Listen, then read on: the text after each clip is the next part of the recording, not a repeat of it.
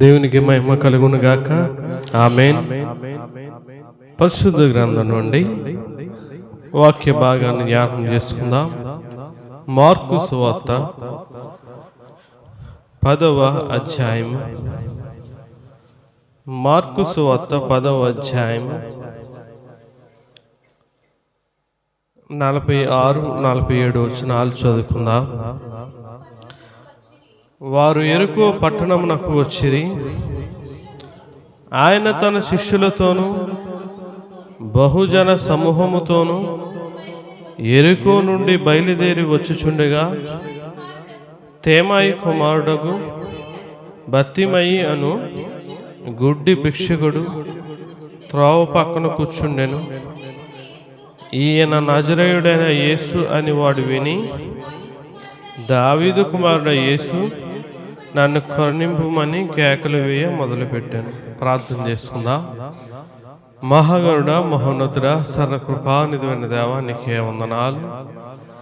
నీ కృపను బట్టి, నీ దయా కిరీటాన్ని బట్టి ప్రభువా, 2025 గడిచి ప్రభువా 2026లోకి మమ్మల్ని ఈ రీతిగా మొదటి నెల మొదటి సంస్కారపు తండ్రి ప్రభు పునరుత్థాన దినాన్ని మేము ఆచరించడానికి ఇటు యోగ్యతను మాకు ఇచ్చినందుకు నీకే వందనాలు ప్రభు. ప్రాముఖ్యమైన వాక్య భాగంలోకి వెళ్ళిచుండగా నాతో మాతో అందరితో మాట్లాడండి. మాకు అవసరమైన జీవాహారాన్ని ప్రభు, ఆత్మీయమైన వర్తమానాన్ని ప్రభు నీ పరిశుద్ధ గ్రంథంలో దాగి ఉన్న మర్మాలు గూఢమైన వాక్యాలు మాకు తెలియచేయండి. ఈ నూతన సంవత్సరం నుంచి తండ్రి ప్రభా, మేము నూతనమైన స్వభావం, నూతనమైన జీవితాన్ని కలిగి ప్రభా నీ సేవ పరిచర్లో బహుబలంగా వాడబడే యోగ్యత భాగ్యం మాకు దయచేయమని ప్రార్థన అంగీకరించమని ప్రభు అయిన యేసుక్రీస్తు పరిశుద్ధ నామమును బట్టి మీకు వినయంతో అడిగి వేడుకొనుచున్నాం తండ్రి. ఆమేన్. అందరికీ వందనాలు. దేవుని మహాకృపను బట్టి దేవదేవుడు ఈ 2026 మొదటి నెల మొదటి ఆదివారం దేవుడు మనల్ని సజీవులుగా ఉంచాడు. దేవునికి మహిమ కలుగును గాక. ఆమేన్. దేవుడు మనకి ఈ నూతన సంవత్సరంలో ఏమిచ్చాడండి? దయా కిరీటాన్ని ఇచ్చాడు. ఏమిచ్చాడు అంటే దేవుడు మన పట్ల దయ చూపించి ఈ నూతన సంవత్సరంలోకి అడిగిపెట్టే యోగ్యత భాగ్యాన్ని మనకు అనుగ్రహించాడు. ఈ 2026 రాకుండానే చాలా మంది వెళ్ళిపోయారు. అంటే దేవుడు దయ ఎంత మన పట్ల ఉందో ఒకసారి ఆలోచన చేసుకో. నువ్వెప్పుడు కూడా దేవుడు చేసిన ఉపకారాలను మర్చిపోకుండా, దేవుని ఉద్దేశం, దేవుని సంకల్పం ఉంది కనుకే నేను 2026లోకి అడుగుపెట్టానని చెప్పి నువ్వెప్పుడు కూడా దేవునికి కృతజ్ఞత కలిగిన వారిగా ఉండాలి. చదువుకున్న వాక్య భాగం చూస్తే మార్కు సువార్త 10వ అధ్యాయం 46-47 వచనాలు మనం చదువుకున్నాం. ఇక్కడ ఏమంటే యెరికో పట్టణం దగ్గర ఒక వ్యక్తి మనకు కనిపిస్తా ఉన్నాడు. గుడ్డి భిక్షకుడు అంటే గుడ్డివాడు, అంటే గుడ్డితనం కలిగి ఏం చేసేవాడు? అడుక్కునేవాడు అంట. ఈ వ్యక్తి త్రోవ పక్కన కూర్చుని అడుక్కుంటా ఉన్నాడు. అయితే ఆ త్రోవన 47 వచనం మనం చదివితే, ఈయన నజరేయుడైన యేసు అని వాడు విని, దావీదు కుమారుడా యేసు, నన్ను కరుణింపుమని కేకలు వేయ మొదలుపెట్టాను. అక్కడ ప్రతిదినము కూడా త్రోవ పక్కన కూర్చుని ఆ పట్టణం నుంచి బయటికి వెళ్ళేవారు, ఆ పట్టణం నుంచి లోపలికి వచ్చేవారి దగ్గర వీడు గుడ్డివాడు కనుక, ఏమి కనబడదు కనుక, ఏమి చేయలేడు కనుక అతను ఏం చేశాడు? ఒక వృత్తిని ఎంచుకున్నాడు. భిక్షగాడిగా తన జీవితాన్ని వాడు ముందుకు కొనసాగిస్తూ ఉన్నాడు. అనుకోకుండా ఒక రోజున ఆ ప్రాంతానికి యేసుక్రీస్తు ప్రభువారు వచ్చినప్పుడు, ఏంటి ఎప్పుడు ఈ ప్రాంతంలో ఇంత జనసంద్రం వెళ్ళడం కానీ నడవడం కానీ త్రోవలో నేను చూడలేదు. ఏంటి ఈ జనసంద్రం, ఈ చెప్పులు, ఈ కాళ్ళనడక ఏంటిది గొప్ప వింతగా ఉంది. నేను పుట్టినది మొదలు, నేను ఇక్కడ కూర్చున్నది మొదలు ఎప్పుడు కూడా ఈ త్రోవలో ఇంత శబ్దం నేను వినలేదు, ఏంటి అని అడిగితే నజరేయుడైన యేసు వెళ్తున్నాడయ్యా, ఆయన వెనక వీళ్ళందరూ కూడా వెళ్తున్నాడు అని తెలుసుకుని వాడు ఏం చేస్తా ఉన్నాడు, దావీదు కుమారుడా యేసు నన్ను కరుణింపుమని కేకలు వేయ మొదలుపెట్టాడు. ఏం మొదలుపెట్టాడు అమ్మ చెప్పండి? కేకలు వేయడం మొదలుపెట్టాడు. ఏంటి కేక చెప్పండి? యేసును పిలిచే కేక. ఏ కేక వేస్తున్నాడు అమ్మా? యేసును పిలిచే కేక వేస్తున్నాడు. కొన్ని కేకలు ఉంటాయి, తాగేసి కేకలు వేస్తూ ఉంటారు. వేస్తారా ఇరా అమ్మా? కొంతమంది ఊసిపోకు కేకలు వేస్తూ ఉంటారు. ఇంట్లో గొడవలు అయితే ఏమొస్తూ ఉంటాయి? కేకలు వస్తూ ఉంటాయి. అసెంబ్లీలో ఏమైనా పడుతూ ఉంటాయి? ఇలా చూస్తే రకరకాల కేకలు ఉన్నాయి.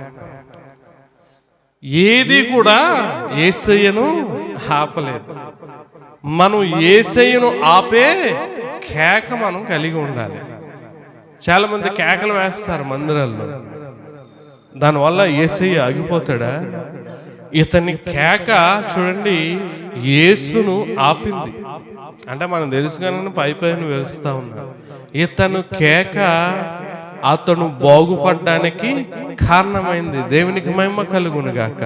ఆమేన్. ఇతడు కేక వేయగానే యేసుక్రీస్తు ప్రభువారు ఏమయ్యారు? ఆగిపోయారు. అతను కేకను బట్టి అతడు ఏమయ్యాడు? స్వస్థత పొందాడు. ఈరోజు నువ్వు వేసే కేకకి యేసయ్య ఆగిపోవాలి. నీలో ఉన్న బలహీనతలు కావచ్చు, అవసరాలు కావచ్చు, అక్కర్లు కావచ్చు, ఏ అయినా సరే నీ నుండి ఏమవ్వాలి? తొలగిపోవాలి. అటువంటి కేక వెయ్యాలి. కేక అనగా అర్థం ఏంటంటే ప్రార్థన. ఏంటమ్మా? దేవుని సన్నిధికి వచ్చిన మనము ఏం చెయ్యాలి? ప్రార్థన చేసేవారు. అందుకే అంటాడు, నా మందిరము పలానా మందిరం, జేసీబీఎఫ్ మందిరం, లోదర్న్ మందిరం అవి మనం నోటు కోసం అంటే నోటిఫికేషన్ అంటే అడ్రస్, పలానా మందిరం అడ్రస్ కోసం. కానీ ఆయన దృష్టిలో మందిరం అనేది ఏంటి? ప్రార్థనా మందిరం. పిల్లలు ఒకసారి ఆలోచించే, ఈ వ్యక్తి గుడ్డివాడు కేక వేస్తా ఉన్నాడు. కేకలు వెయ్య మొదలు పెట్టాను అన్నాడు. ఏం మొదలు పెడుతున్నావు? గత 2025 సంవత్సరంలో నీ ఆత్మీయమైన జీవితంలో అసలు ఏం మొదలు పెట్టావు? దేవుడు ఏదో దయ చూపించి, కరుణ చూపించి, ప్రేమ చూపించి 2026లోకి అడుగు పెట్టేలా చేశాడు. పోనీ ఇప్పుడైనా ఆత్మీయ జీవితంలో ఏదన్నా మొదలు పెట్టడానికి ప్రయత్నం చేస్తున్నావా? ఒక విషయాన్ని మనం జ్ఞాపం చేసుకుంటే, మన శరీరానికి ఏదైనా బలహీనత వచ్చినప్పుడు ఏం మొదలు పెడతాం చెప్పనమ్మా? ఏం మొదలు పెడతాం? మెడిసిన్ మొదలు పెడతాం, టాబ్లెట్. వాకింగ్ చేయమంటే వాకింగ్ మొదలు పెడతాం, డైటింగ్ చేయమంటే డైటింగ్ మొదలు పెడతాం, రకరకాల మొదలు పెడతాం మన జీవితంలో. కానీ ఒకసారి ఆలోచన చేయి, నువ్వు ఆత్మీయమైన జీవితంలో, నీ ఆత్మీయమైన జీవితంలో ఏం మొదలు పెట్టావు? ఫస్ట్ ఆఫ్ ఆల్ ఏముందంటే చూడండి, చాలా మంది ఎక్కువ ఎదుటి వారిని బాధ పెట్టేవారిగా మొదలు పెడుతున్నారంట వారి జీవితాల్లో. మనం చూస్తే చూడండి, న్యాయాధిపతులు 16వ అధ్యాయము, ఇక్కడ దెలీలా మనకు కనిపిస్తుంది. ఈమె సంసోన్ ఏం చేస్తా ఉందంటే తరచూ కూడా బాధ పెడుతుందంట. చూడండి 16వ అధ్యాయము 19వ వచనం మనం చదివితే, న్యాయాధిపతులు 16వ అధ్యాయము 19వ వచనం చూడండి. ఆమె తన తొడ మీద అతన్ని నిద్రపుచ్చి ఒక మనిషిని పిలిపించి వాని చేత అతని తల మీద 7 జడలను క్షౌరము చేయించి అతనిని బాధించుటకు మొదలు పెట్టెను. అప్పుడు అతనిలో 2 బలము తొలగిపోయెను. ఏం మొదలు పెడుతుంది ఈమె? సంసోన్ని బాధ పెట్టడం మొదలు పెడుతుంది. ఏమండి ఇటువంటి వాళ్ళు లేరా? తోడబుట్టిన వాళ్ళని బాధ పెట్టేవారు లేరా? బంధువుల్ని సూటిపోటు మాటలని మొదలు పెట్టేవారు లేరా? ఏం లేరా? చెప్పడా? నువ్వు అనండి. అది నువ్వు అంటే ముందుకెళ్తుంది. ఏదో మేము లేవండి, మేము కాదండి, మీరు కాదు, బయట వాళ్ళు ఎవరమ్మా? సమాజంలో వాళ్ళ గురించి చెప్తున్నాను నేను. లేరా? సేవకుల్ని మాటతో బాధ పెట్టేవారు లేరా? ఏమా ఉన్నారు లేరా? ఉన్నారు. తోటి విశ్వాసని బాధ పెట్టేవారు లేరా మాటలతో? ఈమె కూడా మాటలతో సూటుబోటు మాటలతో ఏం చేస్తుంది? ఆయన్ని బాధ పెడతాం. చూడండి, అదే అధ్యాయం 16 వచనంలో ఒక మాట ఉంటుంది. ఆమె అనుదినము మాటల చేత అతన్ని బాధించి తొందర పెట్టుచున్నందున అతని ప్రాణం విసికి సావుగోరు. చాలా మంది మాటలతో ఏం చేస్తారంటమ్మా? బాధ పెడతారంట. ఆ మాటలు బట్టి వీరు విసిగిపోయి ఏం చెందాలనుకుంటారంట? చనిపోవాలనుకుంటారంట. నిజమే. చాలాసార్లు చెప్పారు అయ్యగారు, గుర్తుందో లేదో, పాతకాలంలో అత్తగారు టార్చర్లకి మాటలకి కోడళ్ళు ఏమైపోయారంట? విసిగిపోయి ఆ మాటలకి తట్టుకోలేక కిసనలు వేసుకునో లేకపోతే ఏదో రకంగా వాళ్ళు కాలో దూకేసో నుయ్యిలో దూకేసో చనిపోయేవారంట. మరి ఇప్పుడు తిరిగి వెళ్ళే చంపేస్తున్నారు అత్తగారిని. మారిపోయింది, రివర్స్ అయిపోయింది. అంటే ఎటు చూసినా సరే బాధ పెట్టేవారే కనబడుతున్నారు తప్ప ఏమండి ఎదుటి వారిని ప్రేమించేవారిగా, ఎదుటి వారిని కరుణ చూపించేవారిగా కనబడట్లే. నువ్వేం మొదలు పెడుతున్నావు ఈ నూతన సంవత్సరంలో? దలీలా సంసోను జీవితంలో ఏం మొదలు పెడుతుంది? అతన్ని బాధ పెడతా ఉంది. అతని ద్వారా అన్ని అనుభవిస్తుంది, డబ్బులు తీసుకుంటుంది, సుఖం అనిపిస్తుంది, పోషించబడుతుంది, అంతా బాగానే ఉంది. అయినా సరే ఏం చేస్తుంది? అతన్ని బాధ పెడుతుంది. ఈ రోజున చాలా మంది భార్యలు అలాగే ఉన్నారు. భర్త ద్వారా పోషించబడతారు, భర్త ద్వారా అన్నీ తింటారు, అన్నీ అనుభవిస్తారు, భర్తను నానా మాటలు అంటూ ఉంటారు. అదే రీతిగా భార్యలు కూడా నానా బాధలు పడితే భర్తలు కూడా ఉన్నారు. ప్రియులారా, సారాలు నువ్వు ఈ ఆత్మీయమైన జీవితంలో ఎదుటి వారిని బాధించడం మొదలు పెట్టకూడదు. ఆ బాధకి విసిగిపోయి తన బలం ఎందులో ఉందో ఏం చేశాడు? సంసోను చెప్పేశాడు. చెప్పేసినా కూడా ఏం చేస్తుంది? బాధ పెడతానే ఉంది. ప్రియులారా, ఒకసారి ఆలోచన చేయాలి. మనం ఎప్పుడు కూడా ఎదుటి వారిని బాధించకూడదు. ఒక మాట అంటాడు కీర్తనగాడు, చూడండి, కీర్తన 56వ కీర్తన 1వ వచనంలో, దేవా నన్ను కరుణింపు. చూడండి, మనుషులు నన్ను మింగవల్లని ఉన్నారు, దినమెల్లా వారు పోరాడుచు నన్ను బాధించుచున్నారు. ఏమంటున్నారంటే దినమెల్లా వారు పోరాడుచు నన్ను బాధించు. ఈ రోజున ఎదుటి వారిని బాధ పెడతమే పెద్ద పనిగా ఉందండి. పార్లమెంట్లో చూస్తే అదే, లోకంలో చూస్తే అదే, ఎక్కడ చూసినా ఇదే, కుటుంబంలో చూస్తే ఇదే, అన్నదమ్ముల మధ్య ఇదే, అక్క చెల్లెల మధ్య ఇదే, సంఘంలో ఇదే. ఏదన్నా ఉందంటే ఏదో ఒకటి మాట లేనిపోందన్న ఉన్నదన్న ఏదో ఒకటి అని ఎదుటి వారిని బాధ పెట్టేవారే కనబడుతున్నారు. యోబు గారు ఒక మాట ఉంటాడు, చూడండి, చక్కటి మాట. యోబు గ్రంథం 16వ అధ్యాయం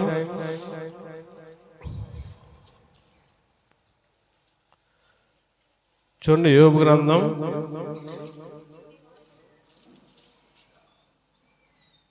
16వ అధ్యాయం 2వ వచనం మనం చదివితే, ఇట్టి మాటలు అనేకములు నేను విని ఉన్నాను, మీరందరూ బాధకే కర్తలు గాని ఆదరణకు కర్తలు కారు. అందరూ కూడా ఎలా ఉన్నారంట? యోబు గారు ఒకే రోజున తన 7 కుమారులు 3 కుమార్తెను కోల్పోయాడు, తన సర్వ సంపదను కోల్పోయాడు, తన సమస్తం ఆరోగ్యంతో శుద్ధ సమస్తమును కోల్పోయాడు. వచ్చిన వారు అందరూ కూడా అతను ఏం చేస్తున్నారు? బాధ పెట్టేవారంట. అందుకే చెప్తున్నాడు ఆయన క్లియర్గా, మీరందరూ బాధకే కర్తలు కానీ ఆదరణ. ఈ రోజున ఎవరు కూడా నిన్ను ఆదరించరండి. ఆదరించేవాడు ఎవరమ్మా? ఈ దేవుడు ఒక్కడే. గుర్తుపెట్టుకో. నాకు నా భర్త ఉన్నాడు, నాకు నా భార్య ఉంది, నా బిడ్డలు ఉన్నారు, నాకేంటి, నాకే లోటు ఉండదు అని నువ్వు అనుకుంటున్నావేమో. వాళ్ళ ద్వారా నీకు బాధ వస్తుంది. ఎందుకు బతుకుతున్నారా, ఎందుకు వచ్చిందిరా ఈ బతుకు అనే స్థితికి నువ్వు వచ్చేస్తావు. జాగ్రత్త. నువ్వు దేవుణ్ణి మనం ఎప్పుడు కూడా మనం పక్కన పెట్టేవారు ఉండకూడదు. అందరూ కూడా బాధకు కర్తలు, ఆదరించేవారు ఎవరు లేరంటున్నాడు. చూడండి, నిర్మాకాండంలో మనం చూస్తే ఎవరిని కూడా, విధవరాలని కానీ ఎవరిని కూడా బాధ పెట్టకూడదని చెప్పి నిర్మాకాండంలో మోషే గారు చెప్తా ఉన్నారు. చూడండి, నిర్మాకాండం 22వ అధ్యాయం 22వ వచనం మనం చదివితే, విధవరాలినైనను ఏమంటున్నాడు, దిక్కులేని పిల్లలనైనను బాధ పెట్టకూడదు. చూడండి, వారు నీ చేత ఏ విధముగానైనను బాధ నుండి నాకు మొర్ర పెట్టిన ఎడల నేను నిశ్చయముగా వారి మొరను విందును అన్నాడు. చూసారా, విధవరాలు జోలికి కానీ ఎవరి జోలికి వెళ్ళకూడదు అంటే తల్లిదండ్రులు లేని పిల్లలు, దిక్కు లేని వాళ్ళు జోలికి వెళ్ళకూడదు. సమాజం ఎలా ఉంటుందంటే వాడు బ్యాక్గ్రౌండ్ కనుక్కుంటారు, వాడు ఎవడు లేనోడు దిక్కులోనాడు అయితే అట్లా ఆడేసుకుంటూ ఉంటారు. దారుణంగా ఏదైనా చేసేద్దాం అనుకుంటే, కానీ దేవుడు అంటున్నాడు అటువంటి వారి జోలికి వెళ్ళకూడదు. వాళ్ళు పొరపాటున వారు కనుక దేవునికి మొర్ర పెడితే దేవుడు ఏం చేస్తున్నట్టున్నాడు, చాలా చక్కగా నిశ్చయముగా వారి అంటే ఖచ్చితంగా నేను వారి ప్రార్థన వింటానంటున్నాడు. గుర్తుపెట్టుకో, నువ్వు ఎవరినన్నా బాధ పెడితే ఆ బాధను బట్టి వారు దేవునికి మొర్ర పెట్టారా, ఖచ్చితంగా దేవుడు నీకు తగిన ప్రతీకారం చేస్తాడు. లేవి కాండంలో మనం చూస్తే 25వ అధ్యాయం, లేవి కాండం 25వ అధ్యాయం 17వ వచనం మనం చదివితే ఏమంటున్నాడు చూడండి, మీరు ఒకరినొకరు బాధింపక నీ దేవునికి భయపడవలెను, నేను మీ దేవుడినైనా యెహోవాను అంటున్నాడు. దేవునికి మహిమ కలుగును గాక. చెప్పండి, ఒకరినొకరు ఏం చేసుకోకూడదు, ఒకరినొకరు ఏం చేసుకోకూడదు.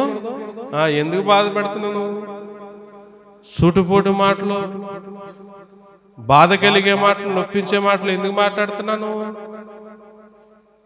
ఎందుకు మాట్లాడుతున్నామా? దేవుని వాక్యం అర్థం అవుతలేదు నీకు, లేదా దేవుని మాటలు ఎక్కలేదా? నా దేవుని మాటలు లెక్కలేదు, దైవజనుని మాట లేదంటే తగిన ప్రతిఫలం దేవుడు ఇస్తాడు నీకు. దేవుని వాక్యం ఏం చెప్పబడుతుందో ఆ ప్రకారంగా జీవించాలి. పని లేక ఇచ్చాడు అనుకున్నాడు 2026 నీకు. యామాహేమీలు వెళ్ళిపోయారు, యామాహేమీలు వెళ్ళిపోయారండి. మనం ఏ పాటి వారు, మన బతుకే పాటిది, మన జీవితం. ఇప్పుడు ఏదైనా తెగులు వచ్చి ఇంత కట్టాలంటే దిక్కులు చూస్తాం. ఏంటి లెక్కలేనితనం నీకు? ఎదుటివారిని అనవలసిన పనేంటి నీకు? ఎదుటివారి గురించి ఏదన్నా చెప్పవలసిన పనేంటి? దేవుని వాక్యం అని చెప్తుందా? ఒకరినొకరు బాధ పెట్టే మాటలు మాట్లాడకూడదు, ఒకరినొకరు దూషించే మాటలు మాట్లాడకూడదు. ప్రియులారా, ఎదుటివారు బాధలో ఉంటే వారిని ఆదరించే వారిగా ఉండాలి. ఒకవేళ నీకు బాధ కలిగింది, నీకు బాధ ఉంది, ఆ బాధలో నువ్వేం చెయ్యాలి? చూడండి, 119వ కీర్తన 50 వచనంలో ఏముంది చూడండి. 119వ కీర్తన, నీ వాక్యము నన్ను బ్రతికించి ఉన్నది, నా బాధలో ఇదే నాకు నెమ్మది ఇచ్చిన. దేవునికి మహిమ కలుగును గాక. మన ఎదుటివారు బాధలో ఉంటే వారికి వెళ్ళి మన దేవుని వాక్యాన్ని చెప్పాలి. ఎదుటివారు నీవు బాధలో ఉంటే ఆ బాధలు ఉన్నప్పుడు దేవుని బైబిల్ పరిశుద్ధ గ్రంథాన్ని తీసి చదువుకోవాలి. అప్పుడు నీకు ఆ బాధలో ఏమిస్తుంది? ఆ వాక్యం నెమ్మదిస్తుంది. ఏదన్నా బాధ కలిగితే ఫోన్ చేసి ఇలాగనేసాను నన్ను, మా అత్తగారు ఇలాగనేసి, మా మామగారు ఎలాగన్నాడు, మా ఆడబడుసు ఎలాగంది. ఎందుకండి? బాధ పోద్ది, పోదు. వాళ్ళు ఇంకా 2 మాటలు అంటారా? ఎందుకనాలే వాళ్ళు అని ఇంకా ఎక్కేస్తారు. అదే నువ్వు ఆ రోజున ప్రార్థన చేసుకుని లేదా బైబిల్ చదువుకుంటే నీకు ఏమొస్తుంది? నెమ్మది వస్తుంది. నీ బాధ ఇంకా రెట్టింపోతుంది ఎదుటివారితో మాట్లాడితే తప్ప. వాళ్ళు ఏమి నిన్ను ఇందాక చదువం కదా, వీరందరూ కూడా బాధకు కర్తలు గాని ఆదరించేవాళ్ళు లేరు. ఏదో ఏదో చెప్పుకోలేని తల్లికి ఫోన్ చేస్తుంది కుమార్తె, ఎందుకనాలే అంటది తల్లి, పనికిమాలి తల్లి. తప్పమ్మా, దేవుడు ఎన్నో మాటలు పడ్డాడు, దేవుడు ఆదరిస్తాడులే అని అందో. ఫోన్ చేస్తాడు కొడుకు, ఎందుకనల్రా కొట్టే తిట్టే అంటాడు తండ్రి, ఈడో పనికిమాలాడు. ఆదరించే మాటలే మనం మాట్లాడాలి తప్ప. అందుకే నువ్వు ఎప్పుడైనా సరే గుర్తుపెట్టుకొని, సంఘాన్ని దేవుడు చెప్తా ఉన్నాడు, నీకు ఎప్పుడు బాధ కలిగినా, ఎప్పుడు ఏ మాట ద్వారా ఏది కలిగినా సరే నువ్వేం చేయాలి? బైబిల్ చదువుకుని ప్రార్థన చేసుకో. ఎందుకంటే వాక్యం ఏమిస్తుంది? నీకు నెమ్మదిస్తుంది. ఇప్పుడు సరే ఆలోచన చేయండి. ఏం మొదలు పెడుతున్నారంటే మొదలుగా చెప్పండి, బాధించడం మొదలు. చాలా మంది అసూయ పడడం మొదలు పెడుతున్నారు ఈ నూతన సంవత్సరం. చాలా మంది అన్యాయం చేయడం మొదలు పెడుతున్నారు. ఒకసారి ఆలోచన చేయి, ఈ ప్రభా ఈ నూతన సంవత్సరం నాకు ఇచ్చో, నేను సమయానికి నూతన సంవత్సరం ప్రతి ఆదివారం వస్తానని మొదలు పెడతావా? చెప్పండి. చేయలేట్టునమ్మా? ఎవరన్నా ఉన్నారు అలాంటి?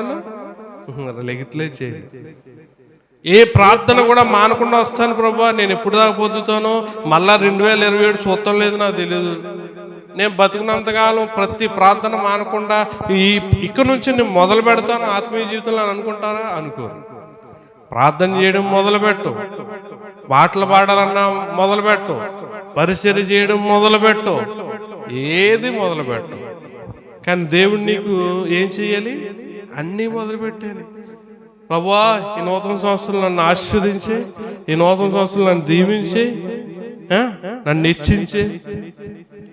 మనం ఏది విత్తితే చెప్పనమ్మా, నువ్వు దేవుని విషయంలో ఏ రీతిగా అయితే మొదలు పెడతావో దేవుడు తర్వాత నీకు మొదలు పెడతాడు. నువ్వు ఎదుటి వారిని బాధ పెట్టేలాగా ఇటువంటి మొదలు పెట్టదు. ఏది మొదలు పెట్టాలో తెలుసా? చూడండి, ఇక్కడ మనం చూస్తే సువార్త ప్రకటించడం మొదలు పెట్టాలి. మత్తయి సువార్త 4వ అధ్యాయం మనం చూస్తే, యేసుక్రీస్తు ప్రభువారు సువార్త ప్రకటించడానికి ఆయన ఎదిగి 30 సంవత్సరాలకు వచ్చినప్పుడు బయటకు వచ్చి ఆయన సువార్త ప్రకటించడం మొదలుపెట్టాడు. ఏమని చూడండి, ఏదేదో ప్రకటించాలనుకోలేదు, ఆయన మారు మనసు పొందుడని సువార్త ప్రకటించడం మొదలుపెట్టాడంట. చూడండి, మత్తయి సువార్త 4వ అధ్యాయం 17వ వచనం మనం చదివితే, అప్పటి నుండి యేసు పరలోక రాజ్యము సమీపించి ఉన్నది కనుక మారు మనసు పొందుడని చెప్పుచు ప్రకటింప మొదలు పెట్టెను. దేవునికి మహిమ కలుగును గాక. ఆమేన్. ఏం మొదలు పెడుతున్నాడండి ఆయన? అమ్మా, మారు మనసు పొందాలి, మారు మనసు పొందాలి అని చెప్పి సువార్త ప్రకటించడం మొదలు పెట్టాడంట. మరి ఈ నూతన సంవత్సరం మనం ఏం మొదలు పెట్టాలి? చెప్పండి చెప్పండి అమ్మా. ఈ సంవత్సరం ఏం కొత్త కొత్త వెరైటీస్ తినాలి, ఏం కొత్త వెరైటీస్ వండుకోవాలి, కొత్త డ్రెస్సులు వేసుకోవాలి, లేకపోతే చూడని ప్రదేశానికి వెళ్ళాలి, ఇటువంటి మొదలు పెట్టాలని ఆలోచన చేస్తా ఉంటా. అసలు నీ ఆత్మీయమైన జీవితంలో ఎప్పుడన్నా ఆలోచన చేసావా? ఈ 26వ సంవత్సరంలో నేను సువార్త ప్రకటించడం మొదలు పెడతానని. యేసుక్రీస్తు ప్రభువారు 3.5 సంవత్సరాలు బతికి, ఈ 3.5 సంవత్సరాలు కూడా ఏం మొదలు పెట్టాడు ఆయన? ఫస్ట్ ఆఫ్ ఆల్ సువార్త ప్రకటించడం మొదలు పెట్టాడు. ఈ రోజున నీకు ఆయుస్సును దయాకిరీటాన్ని ఇవ్వడానికి కారణం నువ్వేం మొదలు పెడుతున్నావు? దేవుడు అనాశనంగా ఇచ్చానా వీళ్ళకి అని అనుకోకూడదు. దేవుడు గుర్తుపెట్టుకో, అందరూ బతుకుతున్నారు, అందరూ ఎలాగున్నారు, అందరికి ఇచ్చినట్టే నాకు ఇచ్చారంటే మరి కొందరు లేరు కదా నీతో పాటు. ఆలోచన చేసుకో. అన్ని రోజులు ఒకేలాగా చెప్పండి, ఒకేలా ఉంటాయా? ఉండవమ్మా. సాక్షాత్తు యేసుక్రీస్తు ప్రభువారు చెప్తా ఉన్నాడు, ఆయన మొదలు పెట్టిన ఏంటంటే సువార్త ప్రకటించి ప్రతి ఒక్కరు కూడా మారు మనసు పొందాలి. గుర్తుపెట్టుకో, ఎవరు ప్రకటిస్తామంటే అందరూ కూడా దేవుని సన్నిధికి వెళ్తున్నారు కదా, ఎవరికైనా చెప్తాం, ఎవరినైనా తీసుకొస్తాం అనుకున్నాను. వెళ్ళిన వాళ్ళు చూడు, మారు మనసు పొందారా? రక్షణ పొందారా? తాగుడు మానారా? వ్యభిచారం మానారా? అన్యాయం మానారా? అక్రమం మానారా? మోసం చేయడం మానారా? ఏం మానారు? ఆ ఏం మానకుండా దేవుని సన్నిధికి వెళ్తే అది మారు మనసు ఎట్లా అవుతుంది? ఏమన్నాడు? పాప క్షమాపణ నిమిత్తం మారు మనసు పొంది బాప్తిస్మం పొందుడు, అప్పుడు పరిశుద్ధాత్మ వరము పొందుతారన్నారు పేతురు గారు. పాప క్షమాపణ, మారు మనసు ఏంటి? పరిశుద్ధాత్మ. పరిశుద్ధాత్మ ఎప్పుడు వస్తుంది అంటే మారు మనసు, పాప క్షమాపణ. పాప క్షమాపణ పొందకుండా మారు మనసు రాదు, మారు మనసు పొందకుండా పరిశుద్ధాత్మ రాదు. చాలా మంది బాప్తిస్మం అంటే రక్షణ అండి, నేను రక్షణ తీసుకున్నాను. రక్షణ కాదు అది, బాప్తిస్మం సంఘంలో సభ్యత్వం అంతే. గుర్తుపెట్టుకో, నువ్వు ఈ సంవత్సరం నుంచి సువార్త ప్రకటించడం మొదలు పెట్టాలి. చూడండి, సేన అనే దెయ్యాలు పెట్టిన వాడు మనకు తెలుసు కదా. చూడండి, మార్కు సువార్త 5వ అధ్యాయంలో మనం చూస్తే ఈ వ్యక్తి సమాధుల దగ్గర ఉండేవాడు. అతను చాలా దాని దేహాన్ని, శరీరాన్ని బాధపరుచుకుంటూ కేకలు వేస్తూ చాలా అతను నెమ్మది లేకుండా, విశ్రాంతి లేక, ఎందుకంటే అనేకమైన దెయ్యాలు పడేసినాయి అతను నెమ్మదించేవి కాదు, నిద్రపోయేవాడు కాదు, తినేవాడు కాదు, సమాధుల్లో కేకలు వేస్తూ విచ్చలవిడిగా తిరుగుతూ ఉండేవాడు. కానీ ఒక్కొక్క రోజున మరి దేవునికి తెలుసండి అతని బాధ, అతని చూసి ఆ ప్రాంతానికి వచ్చాడు. వచ్చి మనకు తెలుసు కదా, ఆ సేన, ఆ దెయ్యాలన్నీ కూడా ఎందులో పంపించాడైనా? పందులోకి పంపించాడు. కానీ అప్పుడు ఒక మాట అంటాడు అతనితో. చూడండి, మార్కు సువార్త 5వ అధ్యాయము మనం చూస్తే చూడండి 19-20 వచనాలు చదువుతాం. ఆయన వానికి సెలవీయగా, నీవు ఇంటి వారి యొద్దకు వెళ్ళి ప్రభు నీ యందు కనికరపడి, చూడండి, నీకు చేసిన కార్యములన్నిటినీ వారికి తెలియజెప్పమనేను.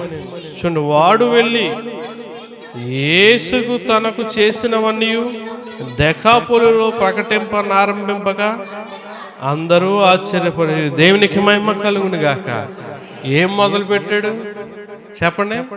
సువార్త. అతడు బాగుపడిన తర్వాత ఏం మొదలు పెట్టాడు చెప్పండి అమ్మా? నీవు బాగుపడిన తర్వాత ఏం మొదలు పెట్టాలి? మారు మనసు పొందిన తర్వాత ఏం మొదలు పెట్టాలి? అతడు ముందు మొదలు పెట్టాడా చెప్పండి? ఎందుకు? అతడు ఏం కలిగి ఉన్నాడు? కొన్ని అతనిలో అపవిత్రాత్మలు పట్టి ఉండడం వల్ల అతడు దేవుని సువార్త ప్రకటించడం మొదలు పెట్టలే. ఎప్పుడైతే అవి వాడి నుండి వదిలిపోయాయో అక్కడ తర్వాత ఏం మొదలు పెట్టాడు అతను? సువార్త ప్రకటించడం. ఈరోజు నీకు ఏం వదలాలి? ఏం వదలాలమ్మా? ధనం అనే ఆశ, లోకం అనే ఆశ, పాపం అనేదా, చెడుతనం అనేదా? ఏది వదిలిపెట్టాలి నువ్వు మొదలు పెడతాకి? ఏదో ఉంది నీలో, అది ఉండడం వల్ల నువ్వు దేవుని ఆత్మీయమైన జీవితంలో ఏది మొదలు పెట్టట్లేదు. అందుకే నీ జీవితంలో దేవుడు ఏది చేయాలనుకుంటే ఆయన మొదలు పెడతలేదు. ఫలానా చేయాలనుకుంటున్నాడు, ఇలా చేయాలనుకుంటున్నాడు, ఇలా ఉంచాలనుకుంటున్నాడు, ఆయన మొదట పెట్టలేదు, మొదలు పెట్టట్లేదు ఆయన. కారణం ఏంటంటే నువ్వు మొదలు పెట్టట్లేదు. దేవుడు అన్నాడు, నువ్వు ఇంటికి వెళ్ళి వాళ్ళందరూ చెప్పయ్యా ఏసై చేసిన కార్యం అంటే వాడు వెళ్ళి చెప్పేసి అక్కడ ఉండిపోవాలి. కానీ ఏం చేస్తున్నాడు? ప్రకటించడం మొదలు పెడుతున్నాడు, సువార్త ప్రకటించడం మొదలు పెడతా ఉన్నాడు. అందుకే ఆ వ్యక్తి గురించి పరిశుద్ధ గ్రంథంలో దేవుడు రాయించాడు. ఈరోజు నీ పేరు, నా పేరు రాయబడాలంటే మనం ఏం చేయాలి? జీవగంధంలో రాయబడాలంటే అక్కడ ఉంటది కదా ఫిలిప్పీ పత్రికలో, ఏమండి, వీరు క్లెమెంతుతోను నా ఇతర సఖారులతోను సువార్త పనిలో నాతో కూడా ప్రయాసపడిన వారు కనుక వారికి సహాయం చేయి ప్రభువా, నిన్ను వేడుకొనిచున్నాను. ఆ సహకారుల పేర్లు జీవగంధమందు రాయబడి ఉంది. జీవగంధమందు ఏం చేయాలి? రాయబడాలి మన పేర్లు. రాయబడాలంటే సువార్తలో మనం ఏం చేయాలి? సహకారులుగా ఉండాలి. సువార్తలో మనం సువార్త ప్రకటించేవారిగా ఉండాలి. నువ్వు సువార్త ప్రకటించకుండా, నువ్వు సువార్త పని చేయకుండా నీ పేరు జీవగంధమందు రాయబడదు. జీవగ్రంథం ముందు రాయబడదు. జీవగ్రంథం ముందు రాయబడకపోతే నీకు ఏముండదు, పరలోక రాజ్యం ఉండదు. ప్రియులరా, ఒకసారి ఆలోచన చేయండి. ఇక్కడ ఒక మాట ఉంటుంది, ప్రకటన గ్రంథం 20 అధ్యాయం 15వ వచనంలో మనం చదివితే, బైబిల్లో చూసుకోండి, సువార్తకి సహకారం చేస్తే, సువార్త ప్రకటిస్తే నీ పేరు జీవగ్రంథంలో రాయబడి ఉంటుంది. అప్పుడు నీకు పరలోక రాజ్యంలో స్థానం ఉంటుంది. ఒకవేళ ఎవరి పేర్లు అయితే జీవగ్రంథంలో రాయబడవో చూడండి, ఎవరి పేరైనను జీవగ్రంథమందు రాయబడినట్టు కనబడని ఎడల వాడు అగ్నిగుండంలో పడవేయబడును. జీవగ్రంథమందు రాస్తే నువ్వు ఎక్కడ ఉంటావు? పరలోకంలో ఉంటావు. జీవగ్రంథమందు కనబడకపోతే ఎక్కడ ఉంటావు?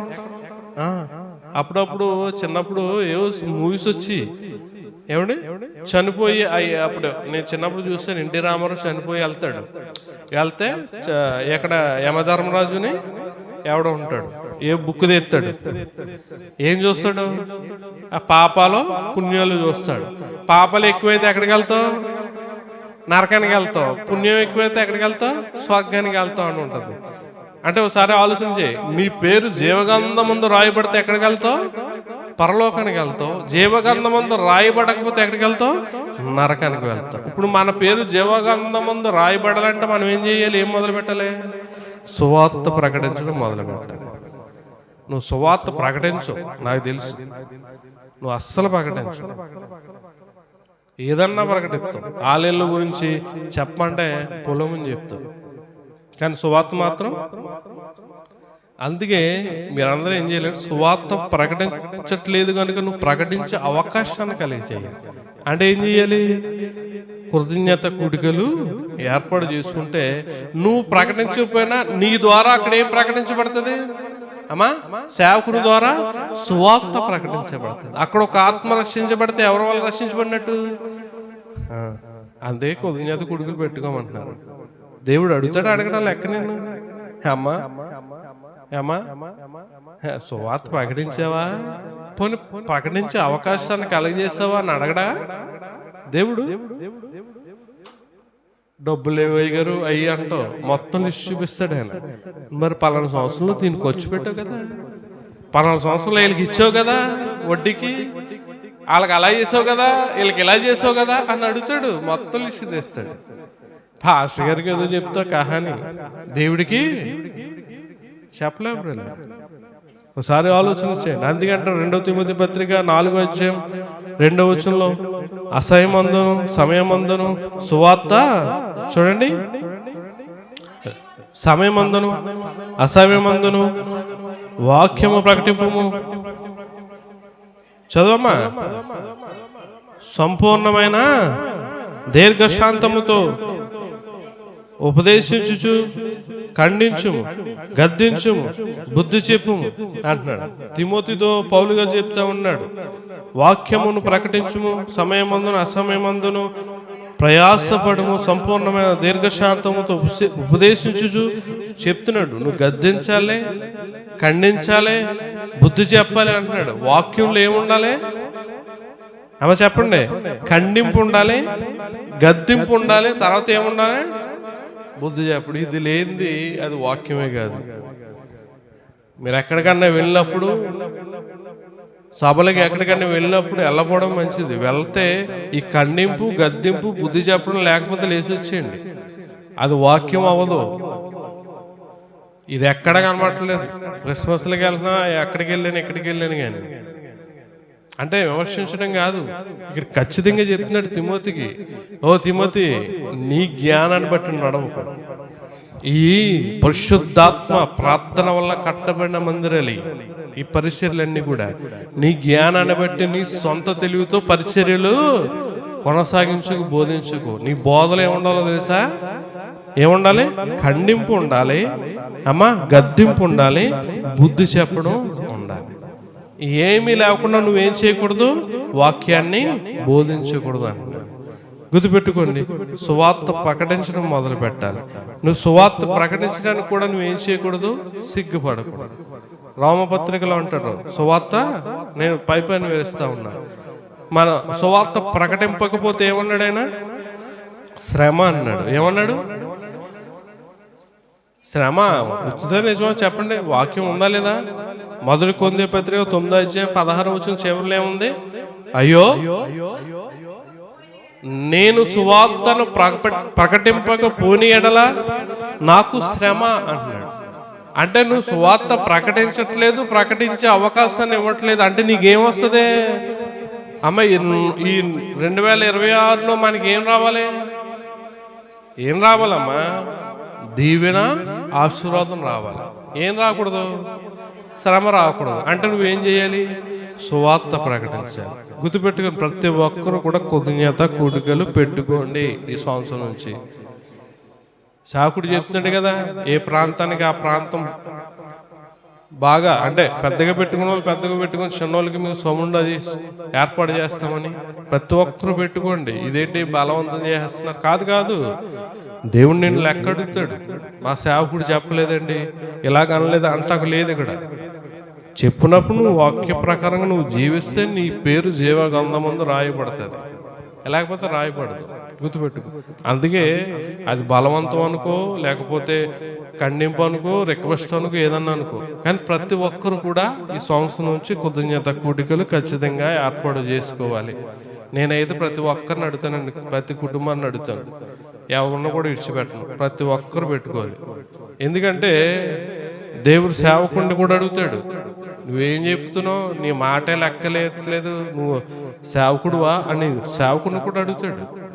ఇప్పుడు తల్లిదండ్రులు బెడ్లో సరిగ్గా జీవించకపోతే ఎవరిని అడుగుతారు చెప్పండి? తల్లిదండ్రులు ఏం పెంచారండి నీ కొడుకుని, ఏం పెంచారు నీ కూతుని అంటారు. మీరు సరిగ్గా లేకపోతే వాక్య ప్రకారంగా జీవించకపోతే ఎవరిని అడుగుతాడు రేపున్న రోజుని? దేవుడు. సంఘానికి తండ్రి ఎవరు ఏమో చెప్పండి? ఆత్మీయ తండ్రి ఎవరు? సేవకుడిని అడుగుతాడు. అందువల్ల ప్రతి ఒక్కరు కూడా ఏర్పాటు చేసుకోండి. పుట్టినరోజులు ఏర్పాటు చేసుకుని, ఎప్పుడు ఏర్పాటు చేసుకున్నా చేసుకోండి. కృతజ్ఞత కూడికలు మాత్రం ఖచ్చితంగా పెట్టుకోండి. ఏంటే చెప్పండి, అవునా కదా? పెట్టుకుంటారా?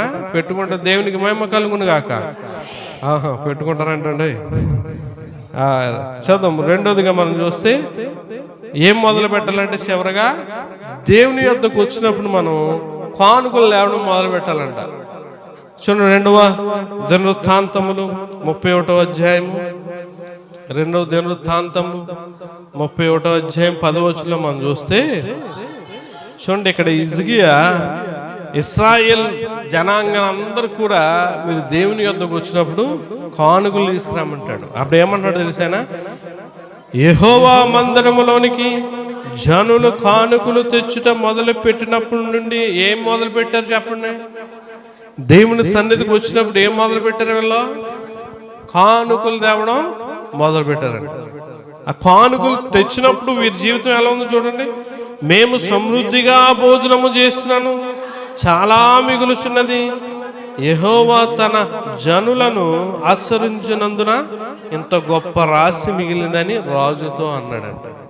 రెండవదిగా మనం ఏం మొదలు పెట్టాలి? దేవుని సన్నిధికి వచ్చినప్పుడు కానుకలు తేవడం మొదలు పెట్టాలి. కానుకలు అన్నాడు, కానుక అనలేదు. ఏమన్నాడు? కానుకలు. ఈ కానుకల్ని ఎందుకన్నాడంటే పైన మీరు చదువుకుంటే దశమ భాగం, ప్రథమ ఫలం ఇవన్నీ కూడా కలిపి కానుకలు అన్నాడు. ఇక్కడ మీరు పైన 4, 3 వచనాలు 5 వచనాలు అన్నీ కూడా రాయబడి ఉంటుంది. ప్రథమ ఫలము, దశమ భాగము ఇవన్నీ కలిపి కానుకలు అన్నాడు. గుర్తుపెట్టుకో, దశమ భాగం కానుకే, మొక్కుబడి కూడా కానుకే, కృతజ్ఞత కూడా కానుకే. మనం వాక్యం అయిన తర్వాత పట్టేది కూడా కానుకే. అంటే ఇవన్నీ కూడా కానుకలే. ఈ కానుకలు ఎక్కడ తేవడం మొదలు పెట్టారు? వీళ్ళు దేవుని సన్నిధికి తేవడం మొదలు పెట్టాక వారి కుటుంబాల్లో ఏముందంటే సమృద్ధి ఉందంట. గుర్తుపెట్టుకో, నువ్వు ఈ నూతన సంవత్సరంలో చేయవలసింది దేవునికి ఏదైతే ఇవ్వాలో అది కృతజ్ఞత అవ్వచ్చు, దశమ భాగం అవ్వచ్చు, మొక్కుబడి కానుక అవ్వచ్చు, ఏదైనా సరే నువ్వేం చేయాలి? మొదలు పెట్టాలి. నువ్వు మొదలు పెడితేనే నీ జీవితంలో ఏముంటుంది? ఆశీర్వాదం ఉంటుంది. నా బిడ్డ గురించి ప్రార్థన చేయనట్టు నీ బిడ్డ ఏం మొదలు పెట్టాడు? ఏం చెప్తున్నా నువ్వు? తల్లివి నా కుమార్తె గురించి ప్రార్థన చేయంటాడు. ఏం మొదలుపెట్టింది నీ కూతురు? దేవుని పరిచర్యలో ప్రార్థన చేయడం మొదలుపెట్టిందా? పరిచర్య చేయడం మొదలుపెట్టిందా? దేవునికి ఇవ్వడం మొదలుపెట్టిందా? స్వార్థ ప్రకటించడం మొదలుపెట్టిందా? దేవుడు ఏం మొదలు పెడతాడు నీ బిడ్డ జీవితంలో, నీ కుటుంబ జీవితంలో? దేవుడు నువ్వు ఏది మొదలు పెట్టుకుంటా దేవుడు మొదలు పెట్టడు. ఆయన ఖచ్చితంగా చెప్పాడు, నన్ను కనపరచేవారిని, నన్ను ప్రేమించేవారిని మనం ఏది చేస్తే దేవుడు ఆ పంటే కోస్తాడు.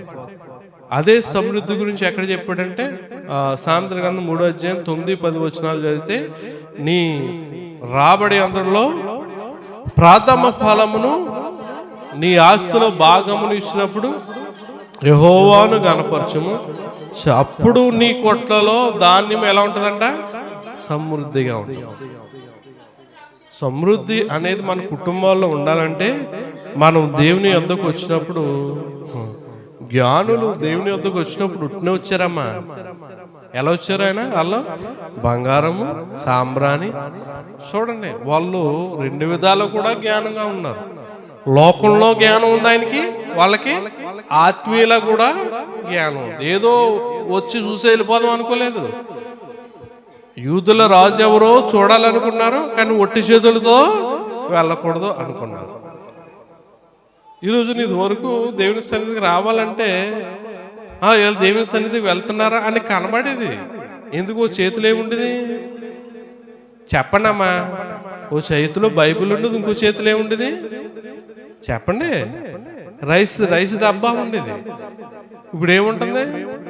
బైబిల్ కూడా తెచ్చుకుంటున్నారు, కర్మగాలు ఫోన్లో చూసుకుంటున్నారు. దేవుని సన్నిధికి వచ్చినప్పుడు కానుకలు తేవడం ఎలా మొదలు పెట్టారు. వీరి కుటుంబాల్లో ఏం మొదలైంది? సమృద్ధి మొదలైంది. ఈ నూతన సంవత్సరంలో మన కుటుంబాలన్నీ కూడా సమృద్ధిగా ఉండాలండి. దేవుడు అందుకే ఆత్మీయంగా నువ్వేం మొదలు పెట్టాలో దేవుడు మాట్లాడుతున్నాడు. అదే సమృద్ధి. మలాకి 3:10 కూడా చెప్తాడు, విస్తారమైన దీవెనలు నా మందిరంలో ఆహారం ఉన్నట్లు 10వ భాగం అంతయు మీరు నా మందిరంలో నిధిలోనికి తీసుకుని రండి. ఇది చేసి మీరు నన్ను శోధించినలా నేను ఆకాశపు వాకిన్లు విప్పి, చూడండి, పట్టజాలనంత విస్తారముగా దీవెనలను కొమ్మరిస్తానని చెప్తా ఉన్నాడు. పట్టజాలనంత విస్తారమైన దీవెనలు అంటే సమృద్ధి కలిగిన దీవెనలు నువ్వు మొదలు పెట్టాలమ్మా. చూడండి, చాలా మంది ఏం చేస్తారంటే తల్లిదండ్రులు ఆత్మీయంగా లేకపోతే బిడ్డల్ని ఏదోలాగా చెప్పి ఆత్మీయతలు వెనకేస్తూ ఉంటారు. గుర్తుపెట్టుకో, నీ తల్లిదండ్రుల జీవితం అయిపోయింది. వాళ్ళు ఎప్పుడు దాకుంటారు, ఎప్పుడు దాకా బతుకుతారు నీకు తెలియదు. నీ జీవితం బాగుండాలి.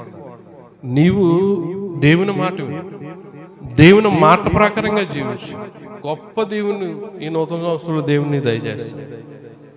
దేవునికి విరోధంగా అది భర్త అయినా భార్య అయినా తల్లిదండ్రులైనా వారి మాట వినకూడదు. ఎవరైనా సరే గుర్తుపెట్టుకోండి, దేవునికి విరోధంగా ఏదైనా సరే ఎవరు ఏది చెప్పినా సరే నువ్వు ఏం చేయకూడదు? వినకూడదు. ఎందుకంటే దేవుడు నాకు వేరుగా ఉండి మీరేమి. గుర్తుపెట్టుకో, నువ్వు దీవించబడాలి, నువ్వు ఆశ్రదించబడాలనుకుంటే అలా చేయి. కీర్తన 76 కీర్తన చూడండి, చివరిగా 11వ వచనం మనం చదివితే 76వ కీర్తన 11వ వచనం చూడండి. మీ దేవుడైన యెహోవాకు మ్రొక్కుకొని మీ మొక్కుబడులను చెల్లించుడి. చూడండి, ఆయన చుట్టూనున్న వారందరూ భయంకరుడకు ఆయనకు కానుకలు తెచ్చి అర్పింపవలను అంటున్నాడు. ద్వితీయోపదేశ కాలంలో చెప్తాడు, మీరు దేవుని సన్నిధి ఒట్టి చేతులతో ఏం చేయమన్నాడు? కనబడకూడదు. ద్వితీయోపదేశ కాండం 16వ అధ్యాయం 17వ వచనం మనం చదివితే, వారు ఒట్టి చేతులతో యెహోవా సన్నిధిని కనబడక, చూడండి, నీ దేవుడైన యెహోవా నీకు అనుగ్రహించిన దీవెన చెప్పున ప్రతి వాడును తన శక్తి కొలదియే. గుర్తుపెట్టుకో, దేవుడు చెప్తా ఉన్నాడు, నీకు అనుగ్రహించిన దీవుని చెప్పిన ప్రతి వాడును తన శక్తి కొలదియే ఇవ్వాలి. అమ్మ మళ్ళీ ఇంకోసారి నూతన సంవత్సరంలో చెప్తా ఉన్నాను, ఎవరు కూడా పొరపాటును కూడా చిరిగిపోయి వేయకుండి. నువ్వు వేయడం అన్నామాని వేసి శాపాన్ని పొందుకోకు. ముందే చెప్తాను, మరి చెప్తున్నాను. అమ్మగారు చూపిస్తున్నారు నాకు. ఎందుకంటే ఇక్కడికి వచ్చింది మనం దీవించబడి ఆస్వాదించబడ్డానికి తప్ప శాపాల్లో అయ్యి పొందడానికి కాదు. నువ్వు వేయకపోయినా తప్పులేదు, దేవుడు లేదనుకుంటాడు. కానీ వేసింది మనం ఎలాగేయాలి? సరి అయినది వేయాలి, విలువగా వేయాలి. భేద విధవరాలు తన జీవనం అంతా వేసిందండి. నీ జీవనం అంతా వేయమంటలే, కానీ నువ్వు వేసింది మంచిగా నీకు దీవెన చొప్పున శక్తి కొలదియే దేవునికి ఇవ్వాలి అంటే. 2 కొరింథీ పత్రిక 9:6 ఏముంటది? కొంచెముగా విత్తువాడు కొంచెముగా పంట కోయను, సమృద్ధిగా విత్తువాడు సమృద్ధిగా పంట కోయను అని ఉంటుంది. గుర్తుపెట్టుకో, నువ్వు కొంచెముగా వేస్తే నీ బిడ్డల పట్ల నీ బట్టలకు దేవుడు కొంచెమే ఇస్తాడు, సమృద్ధిగా వేస్తే సమృద్ధిగా ఇస్తాడు. గుర్తుపెట్టుకో, ఈ నూతన సంవత్సరంలో నువ్వు సువార్త ప్రకటించడం మొదలు పెట్టాలి. ఆ తర్వాత ఏంటి? దేవునికి కానుకలు ఇవ్వడం మొదలు పెట్టాలి. అప్పుడు నీ కుటుంబంలో సమృద్ధి అనేది ఉంటుంది. ఆ గుడ్డివాడు ఏం చేస్తాడు? ఏం మొదలు పెట్టాడు చెప్పనమ్మా? కేకలు వేయడం మొదలు పెట్టాడు. ఆ కేక ఆ వ్యక్తిని స్వస్థపరిచింది, బాగు చేసింది. నువ్వు కూడా దేవుని సన్నిధికి రా, ఉపవాస ప్రార్థనకి రా, ప్రతి ప్రార్థనలకి రండి, ప్రార్థన చేసుకోండి, కేక వేయండి, దేవుణ్ణి పిలవండి. మీ కుటుంబంలో ఎటువంటి బలహీనతలు, శోధనలు, ఇబ్బందులు, అక్కర్లు ఉన్నాయో వాటి నుండి మీరందరూ కూడా ఈ నూతన సంవత్సరాలు విడుదల పొందండి. అటు గొప్ప మీ అందరికీ తోడే ఉండండి గాక. ఆమేన్. ప్రార్థన చేసుకుందాం. విన్న వర్తమానాన్ని బట్టి ప్రియులారా ఒక్క నిమిషం దేవుణ్ణి అడగండి. ఆ గుడ్డివాడు సాక్షాత్తు యేసుక్రీస్తు ప్రభువారిని ఆపేసాడమ్మా. ఆ గుడ్డివాడు పిలుపుకి యేసుక్రీస్తు ప్రభువారు ఆగిపోయారు. ఈరోజు నువ్వు పిలుస్తుంటే నీ బిడ్డ ఆగతలే, నువ్వు పిలిస్తే నీ కుమారుడు ఆగట్లేదు, నువ్వు పిలిస్తే నీ భార్యని మాట వినట్లేదు, నువ్వు పిలిస్తే నీ భర్తని మాట వినట్లేదు. కానీ ఆ గుడ్డివాడు యేసయ్యని ఆపేశాడు. చూడండి, అంత జనసందరంలో, అంత చెప్పుల సౌండ్లో, అంత గోలలో యేసయ్యకు వాడి మాట ఎలాగో వినబడింది?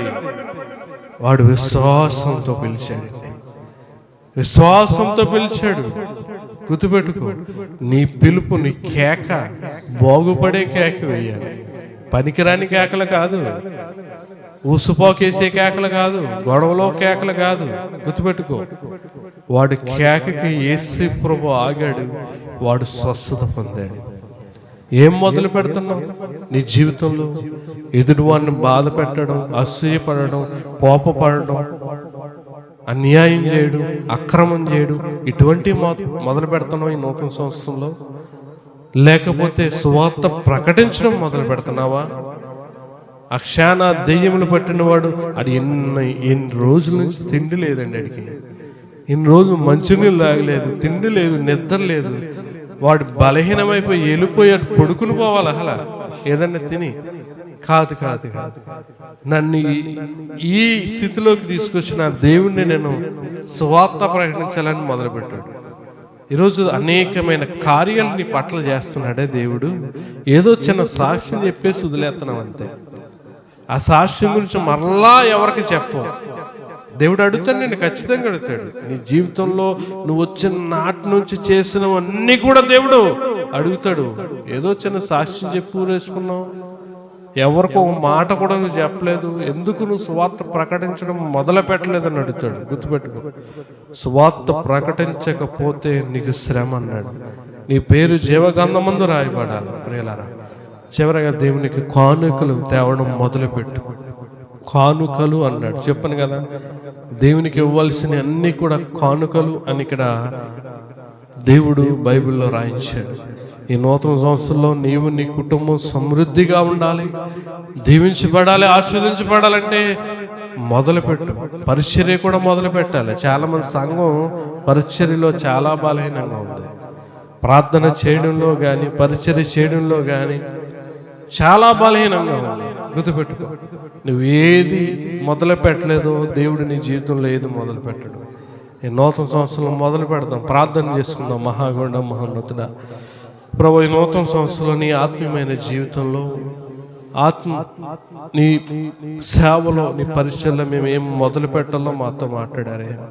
మేమేమీ మొదలు పెట్టకుండా ఏదో నీ సన్నిధికి వచ్చి వెళ్ళిపోతున్నామేమో ప్రభు. అలా కాకుండా ఈ నూతన సంవత్సరం నుంచి ప్రార్థించేవారిగా, పరిచర్య చేసేవారిగా, స్వార్థ ప్రకటించేవారిగా, నీకు ఇచ్చేవారిగా, ప్రతి దానిలో కూడా మేము మొదలు పెట్టి నీ ద్వారా ఇచ్చే దీవెన, ఆశీర్వాదం, సమృద్ధి మేము పొందుకునే భాగ్యాన్ని మాకు దయచేయమని వేడుకొంచు. ఈ మాటలు బట్టి మేము బలపడి ఆత్మీయంగా నీ పరిచర్యలో, నీ సేవలో ముందుకు కొనసాగే యోగ్యత, భాగ్యాన్ని మాకు దయచేయమని ప్రార్థన అంగీకరించమని ప్రభువైన యేసుక్రీస్తు పరిశుద్ధ నామమును బట్టి మీకు వినయంతో అడిగి వేడుకొంచున్నాం తండ్రి. ఆమేన్. అందరికీ